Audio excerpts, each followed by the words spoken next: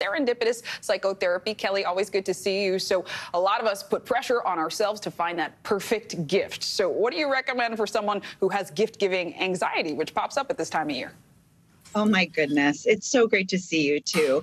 You know, the clip that said trim down on anxiety, the biggest tool I can give people is to manage expectations of others and of ourselves.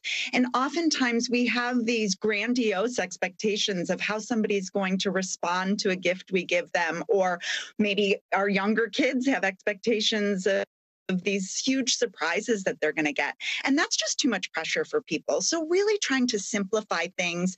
And for a lot of people, there's a huge financial stress that comes during this time of year. So I often suggest to my clients that if it is overwhelming, really try to break it down into how much money you can spend on each person. Maybe you're not buying gifts for everybody. I know a lot of parents feel like they need to express gratitude to teachers or people who work in our community. Sometimes giving somebody a letter of appreciation or even just a $5 gift card somewhere can be so wonderful. Totally. And you mentioned parents. I mean, the holiday season can be one of the busiest times of the year, especially for parents, but for everyone. So what are some gift-giving strategies for someone who may be short on time? Is it okay to give just cash or a gift card? What do you recommend? I do think so. I think that oftentimes people wait till the last minute because they find that they're running out of time. I mean, I feel like we've graduated in our family that our kids are giving us links to purchase things. That certainly helps reduce my anxiety. And really, it's okay to say, to yourself, you know what, not this year. It's not something that I feel that I have the capacity to give everyone. No, that's so good. Even my dad asked us this year for links. That was a first. I think times are definitely changing. And also we're feeling some record high prices this year, right? Especially with those high interest rates and inflation. Buying gifts may not be accessible for some people. So what do you recommend if someone's low on finances but still wants to give?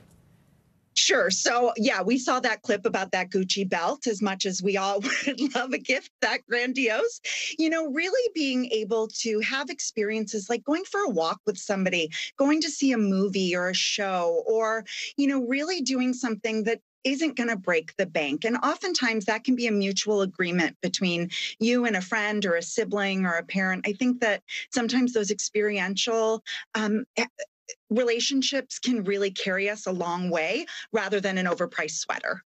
And I mean, it feels like every year the list of people we have to give gifts to gets longer and longer, Kelly, right? And there are times when maybe you don't feel like getting someone a gift might be controversial. How do we navigate those situations without feeling guilty or mean? Well, I really want people to not judge where they're at or have expectations of what they think they should do for others. And so really having an open and honest communication with somebody that, you know, maybe you say, hey, how about we not get each other gifts this year? That can feel like a huge relief for both parties. Totally. And you talked about having the conversation. Sometimes, though, you might get a gift that you weren't expecting, right? Or maybe you can't reciprocate, or maybe you don't like it, right? So how do you handle that? What are your tips and words of wisdom there?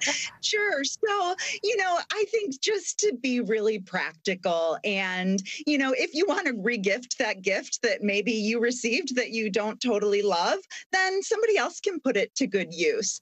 And really making sure that we keep things simple, manage expectations is the key to success this year. Love that. Keep it simple, manage expectations, and no, ultimately, I think people just want the presence of your time. I think a lot of times we underestimate that.